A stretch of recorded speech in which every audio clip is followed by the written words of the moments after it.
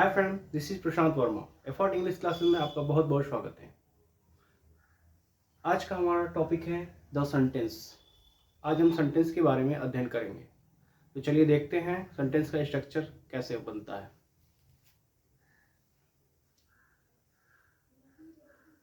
सबसे पहले हम अल्फ़ाबेट के बारे में बात करेंगे। जैसा कि आप लोग जानते हैं, अल्फ़ाबेट ABCD to Z तक होता है और जब हम अल्फ़ाबेट को मिलाते हैं तो एक वर्ड बनता है। जैसे हम बुक, पेन, स्टडी, चेयर और बहुत से वर्ड्स हैं, इसको हम ले सकते हैं एग्जाम्पल में। इससे जो है वर्ड बनता है। जब हम अल्फ़ाबेट्स को जो है कंबाइन करते हैं, मिलाते हैं, तो बनता है वर्ड। और जब हम वर्ड को कंबाइन करते हैं, मिलाते हैं, तब ये बनता है सेंटेंस। जैसे she is sending a message, Rahul run very fast. ये क्या बन गया? आपका सेंटेंस बन गया। तो चलिए देखते हैं सेंटेंस क्या होता है, इसकी डेफिनेशन क्या है।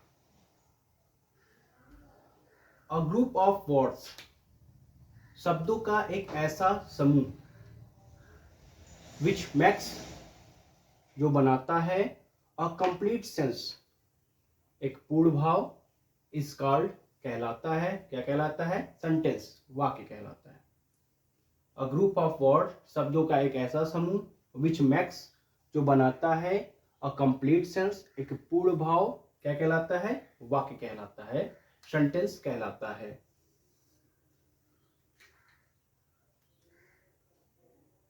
और एग्जाम्पल आप देख रहे हैं सेंटेंस का, she is sending a message, और दूसरा है राहुल रन्स वेरी फास्ट।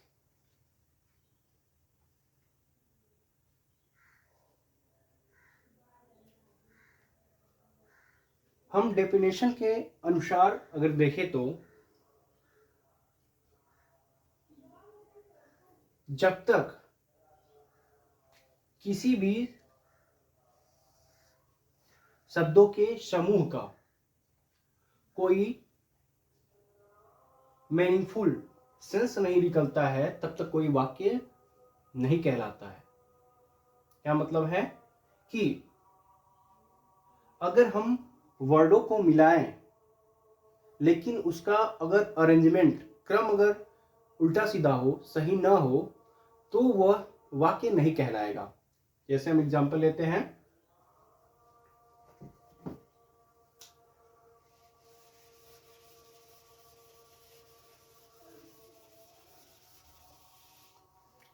जैसे हम यहां देखिए, she is sending a message, इसको लेते हैं, हम कहें अ मैसेज सी सेंडिंग।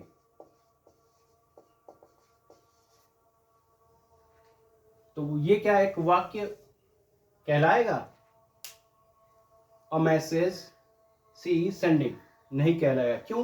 क्योंकि इसका जो है क्रम सही नहीं है, मतलब शब्दों का जो क्रम है वो सही नहीं है, उल्टा सीधा यहाँ पे लिखा हुआ है। जो वर्ड्स हैं आपके, ये जो आपके वर्ड्स हैं, इनको हमने सही क्रम में नहीं लिखा है, इस कारण से ये वाक्य नहीं बन पाएगा।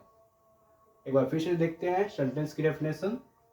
अ ग्रुप ऑफ वर्ड्स, शब्दों का एक ऐसा समूह, विच मैक्स, जो बनाता है, अ कंप्लीट सेंस, एक पूर्ण भाव, क्या कहलाता है?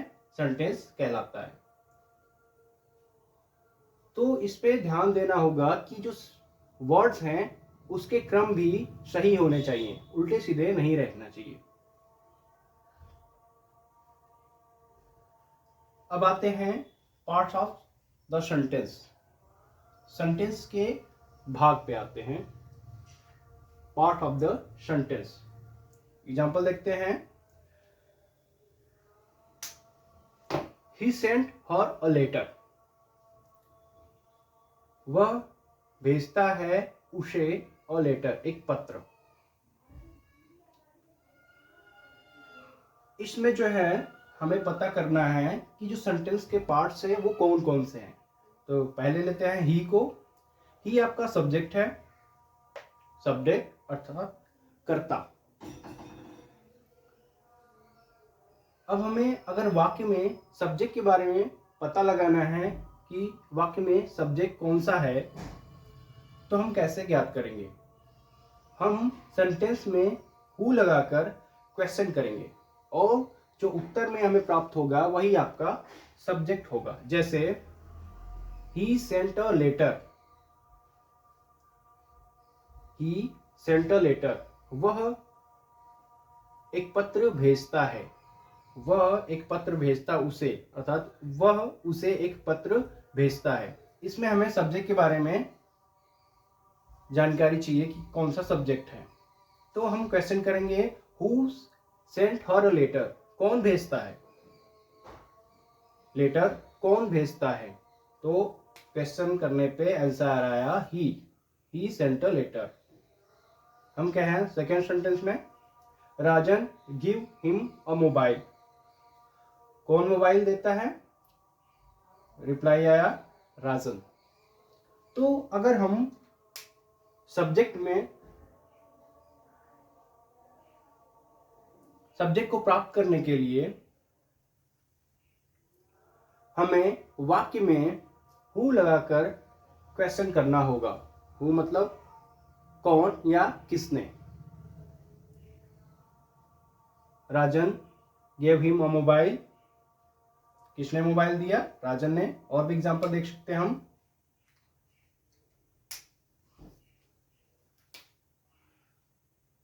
करण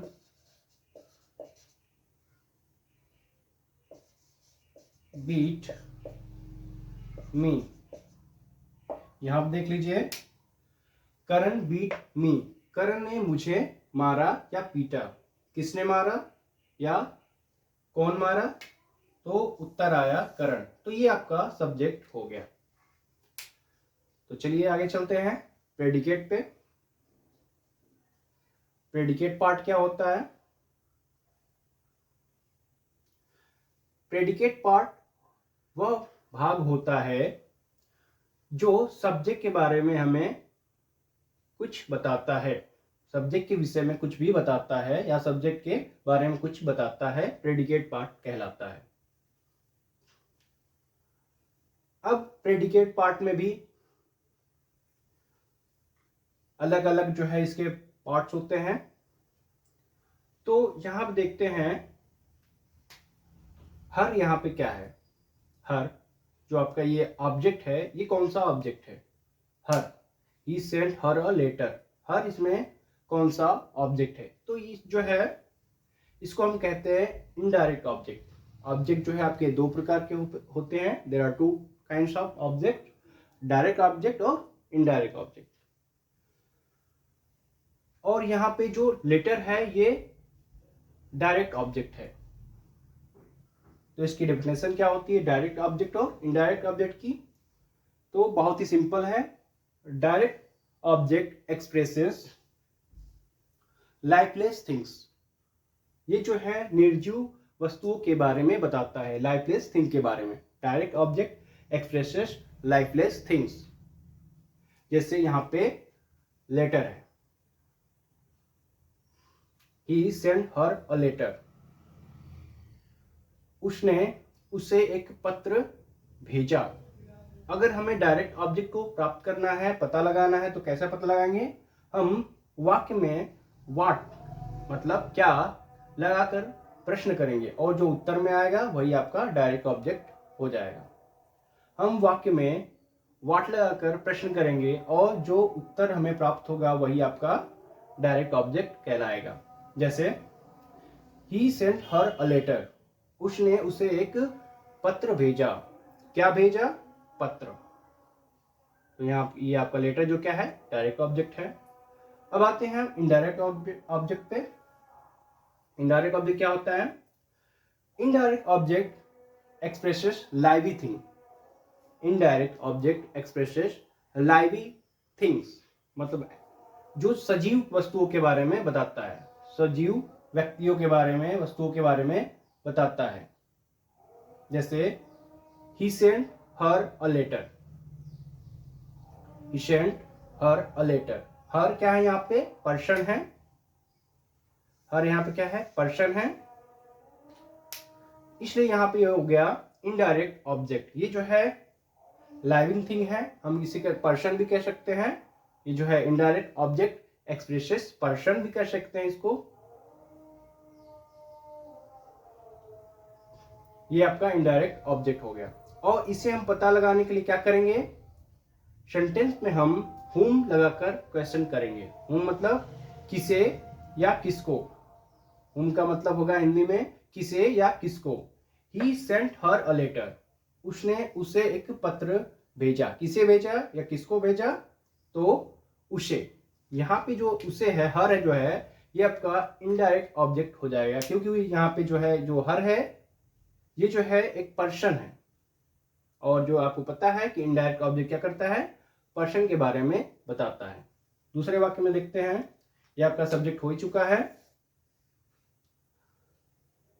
और ये आपका हो गया प्रेडिकेट पार्ट। Predicate part. अब हमें डायरेक्ट और इनडायरेक्ट ऑब्जेक्ट के बारे में जानना है। देखिए, Rajan gave him a mobile. अगर हम व्हाट लगाकर क्वेश्चन करें, Rajan gave him a mobile, what क्या देता है? आंसर आया मोबाइल। तो ये जो आपका मोबाइल है, ये आपका डायरेक्ट ऑब्जेक्ट हो जाएगा। क्यों? क्योंकि जो है direct object expresses lifeless thing. इसके डेफिनेशन से ही क्लियर हो जा रहा है। और यहां पे जो आपका हिम है, ये जो है इनडायरेक्ट ऑब्जेक्ट है। कैसे है? देखते हैं। वाक्य में whom लगाकर क्वेश्चन करिए। whom मतलब किसे या किसको लगाकर क्वेश्चन करिए। राजन गेव हिम अ मोबाइल, राजन उसे एक मोबाइल देता है। किसको देता है या किसे देता है? उत्तर आया हिम। किसे या किसको देता है? यहाँ पे आंसर आया हिम। तो ये आपका इनडायरेक्ट ऑब्जेक्ट हो गया। और एक बार फिर से इसकी डेफिनेशन जान लीजिए। Indirect object expresses living thing, या हम ऐसे भी कह सकते हैं इनडायरेक्ट ऑब्जेक्ट एक्सप्रेसेस पर्सन। तो चलिए हम जो है अब जो है काइंड्स ऑफ सेंटेंस को पढ़ते हैं। सेंटेंस जो है कितने प्रकार के होते हैं? There are 5 kinds of sentences. Sentence जो है 5 प्रकार के होते हैं। कौन कौन से होते हैं? चलिए देखते हैं। पहला है असर्टिव सेंटेंस, जिसे हम डिक्लेरेटिव सेंटेंस भी कहते हैं। हिंदी में हम इसे कथनात्मक वाक्य कहते हैं। सेकंड, इंट्रोगेटिव सेंटेंस, जिसे हम प्रश्नवाचक या प्रश्नसूचक वाक्य भी कहते हैं। थर्ड, इंपरेटिव सेंटेंस, जिसे हम आज्ञा या प्रार्थनावाची वाक्य कहते हैं। फोर्थ, एक्सक्लेमेटरी सेंटेंस, जिसे हम आश्चर्य बोधक वाक्य कहते हैं। नंबर 5, ऑप्टेटिव सेंटेंस, इसे हम इच्छा बोधक वाक्य कहते हैं। तो ये था सेंटेंस के 5 काइंड्स। नेक्स्ट वीडियो में हम इसके बारे में डिटेल में